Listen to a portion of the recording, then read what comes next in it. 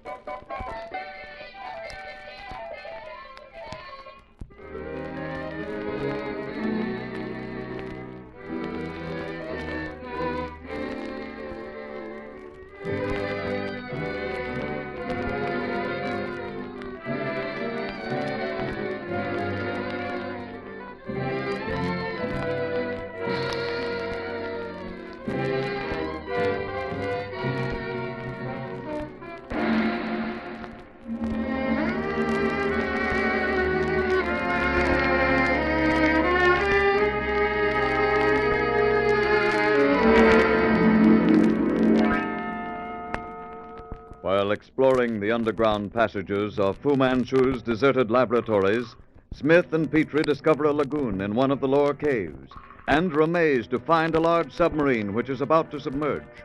It is Fu Manchu's means of escape. But suddenly, from across the lagoon, in the utter stillness of the cavern, they hear Fu Manchu's voice. The insidious doctor thanks Smith for having spared his life when Smith discovered him in an opium trance. And with the remark that he's accustomed to paying his debts, the Oriental's voice fades. Smith, convinced that his enemy did not aboard the submersible, swims across the lagoon. And discovering another passage, he and Petrie reach the outside of the cliff. Petrie, weak from his harrowing experience, asks Smith to climb to the road to summon help. As Smith gropes for support among the rocks, his foot slips and... Nayland, watch out! Gad, that was close. We can't make it, Nayland. No, we can't. We need help. Fortunately, we're close to Sinclair de la Roche. Let me have that gun.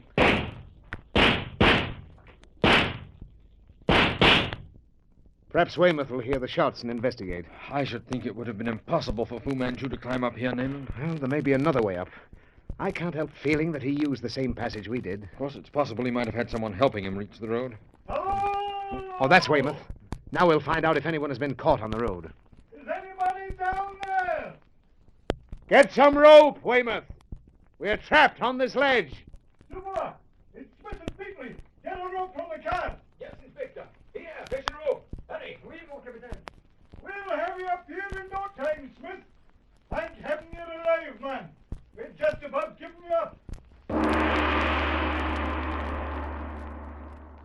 Your report, Weymouth. What did you find? Absolutely nothing, Smith. How about the cars traveling along this road? There were only two, and the occupants have been detained. Who are they? Harmless people, Smith. Oh. What's that noise, Weymouth? It's our men trying to break down the doors. Oh, that's useless. Those doors are solid steel. I don't think there's anyone still in there. Nayland, someone did close the section doors. I know. Oh, Weymouth. Yes, Smith? Get every man out of that building immediately. But why? I thought... Nayland, call of a decoy. That was a signal. Weymouth. Yes, Smith? Everybody out of the place? Yes, Smith. Did you hear that cry just then? Yes. Order everybody to get clear of the building. That cry may have meant any number of things, but I've an uncanny feeling that Call it's... came from that side of the road. Yes, but it's useless to look. Those devils are as silent as cats and just about as quick. Get back, everybody! Clear the building! Come along, Petrie. We're dangerously close. Yes. Perhaps you're mistaken, Nayland. If he had intended to destroy the place, he wouldn't have smashed most of the apparatus. Yes, I suppose you're right. Perhaps I'm getting nervous. At any rate, there's nothing to be done here. We must get back to Monte Carlo. What are your orders, Smith? We're going back to the city, Weymouth. Leave a police guard here. You and Dubois will come along with us. Right. The car's over there. Come on, Petrie. There's no time to be lost. Good Lord, you were right, Nayland. Yes.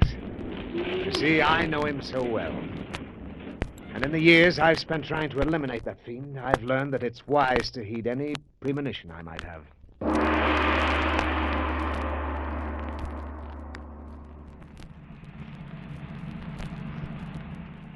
Nayland, he must have had a boat standing by. But Dubois would have seen it. And yet he may have gone by sea down to Italy. Small boat could have done it. That's a possibility that mustn't be overlooked. Oh, by heavens. Huh? What, Nayland? There's one way, Petrie. Honan. You mean he's gone to Burma? It's the only clue we have. Remember, Florette told Sterling about that. Ah, Florette. The girl I saw speaking to Sterling in the laboratories. Nayland, who is that girl? The dead return, Petrie. For one fleeting moment, I feared that Fu Manchu had captured Karame. The likeness was amazing. I know. You see, Florette is Karame's sister. What? Her sister? But she died when only 3 weeks old. Dr. Fu Manchu is patient, as only a great scientist can be. What do you mean? Listen to me, Petrie. You know Karame was once a member of the household of Dr. Fu Manchu. Yes, but You never found out to what purpose, though. You spoiled the plans he had by falling in love with Karame, and he's never forgiven you for it. Oh, but what has all this to do Wait. with the fact? He's always held you in high esteem. But the only reason you're alive today is your great medical knowledge. He values that. Oh, yes, Petrie. He's very thorough. He took into consideration that his experiment regarding Karame might not be successful. Therefore, her sister died when she was 3 weeks old. Oh, we've got to save the girl, Nayland. Karame will be wild with joy. I fear for Sterling. Florette's in love with him, and Fu Manchu is aware of it. Oh, but how do you know all this, Nayland? When Karame spoke about it to me, I had a horrible suspicion. Privately, I made a number of inquiries. And what I learned confirmed my suspicions. Did you see the girl in the laboratories? Yes. Last night, when I came face to face with Fu Manchu, I entered a room you could only describe as the Palace of the Sleeping Beauty. I got the greatest shock of my life. Seeing Florette asleep, I thought it was Karame. Even with her eyes closed, the likeness was uncanny. I knew then I couldn't be mistaken. But, Nayland, it seems almost incredible that a child of 3 weeks could be subjected to that treatment. Production of artificial catalepsy. Fu Manchu is not only the greatest physician alive today, he's probably the greatest who ever lived. Ah, but why did he do it, Nayland? Petrie, Florette is an experiment. I happen to know that Farlow Sui is exerting all her power to stop it. But what sort of an experiment? He intends to have a son. And Florette has been trained from childhood for that great purpose. She's Fu Manchu's bride.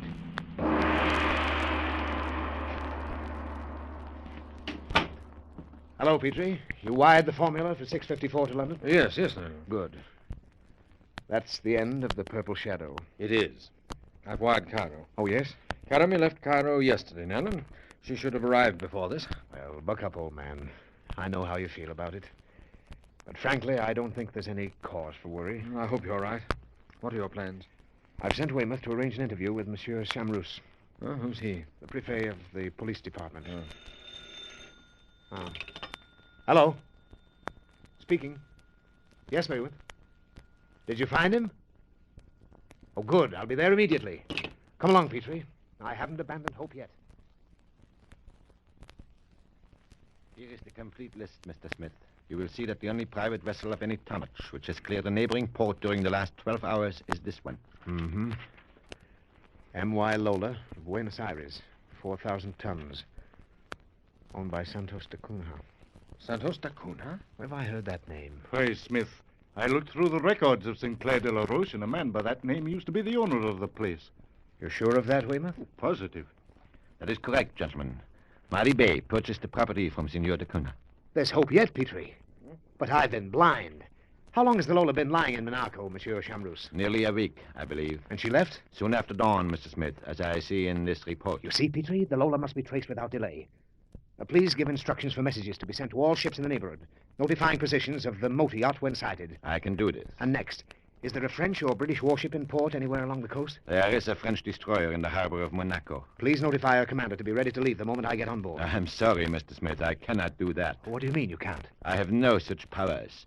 It is the province of the naval authorities. I doubt if even the admiral commanding the Mediterranean fleet could grant such a request. Well, perhaps you'll be good enough to put a call through to the Minister of Marine in Paris? Really, Mr. Smith? My authority from the British Foreign Department is such that any delay you may cause must react to your own discredit. The interests of France, as well as the whole world, are involved in this matter. Monsieur Chamrous, I am here in the interests of France. Must I go elsewhere, or will you do as I ask? Very well. Thank you. Put a call through to the Minister of Marine Affairs in Paris. That yacht is the key to the mystery, Petrie. Do you think that Fu is on board? I strongly suspect him to be. Oh, blast this delay. Mr. Smith, it is perhaps a little unfair that I am so badly informed in this matter. All the available police was rushed to St. Clair de la Roche. I am in the dark about this. Of course, Paris instructed me to place myself at your disposal, and I have done so in spite of the fact that I consider the reputation of Mardi Bey above reproach. There's no such person as Mardi Bey. The man who's been hiding behind that name is Dr. Fu Manchu. Dr. Fu Manchu? No doubt you've heard of his reputation. Such issues are at stake, and my own blunders have upset me so that perhaps I fail in the proper courtesies. If so, forgive me. But try to believe that I have every reason for what I do. I accept your assurance, Mr. Smith. Yes? Very well. Here you are. Thank you. Hello. This is Nayland Smith speaking. Yes, Your Excellency. Nayland Smith. I'd appreciate it, sir, if you'd be kind enough to ask the Prefet of the Monte Carlo police to cooperate with me. Yes. Right here. Oh, certainly. The minister wishes to speak to you, monsieur. Yes, Your Excellency. Oh, but certainly. I shall do so at once, Your Excellency. Mr. Smith, I must apologize. The destroyer is at your disposal. Thank you. Come on, Petrie. We'll board the vessel at once.